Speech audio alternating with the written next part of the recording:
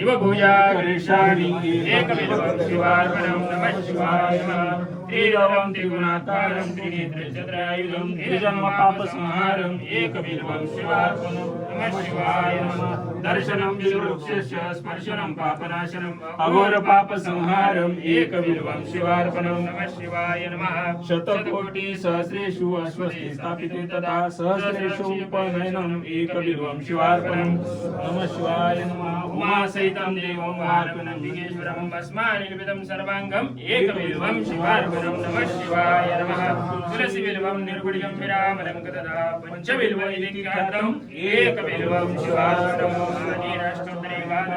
समर्पणेन श्री भगवान भवानी शंकर प्रियताम पार्वती पते हर हर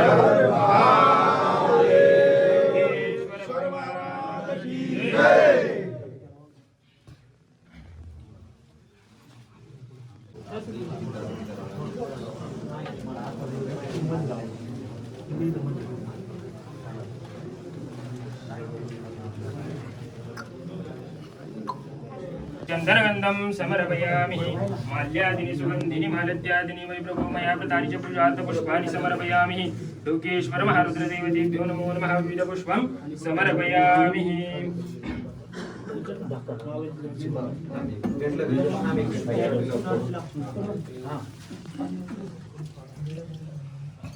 शिवकुल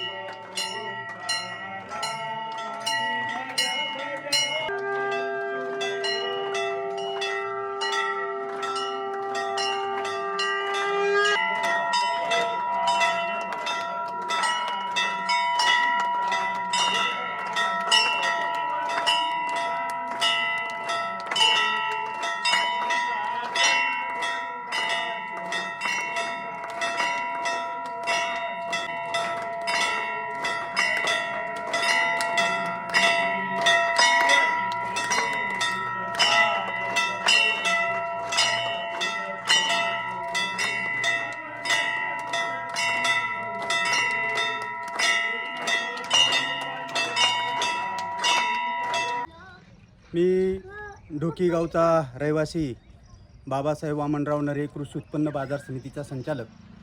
आज या ठिकाणी ढोकेश्वराच्या पवित्र अशा पावनभूमीमध्ये पहिल्या सोमवारी पहाटे 4 वाजता रुद्राभिषेक आणि जलाशयाचा अभिषेक होतो। तो झाल्यानंतर आरती होते।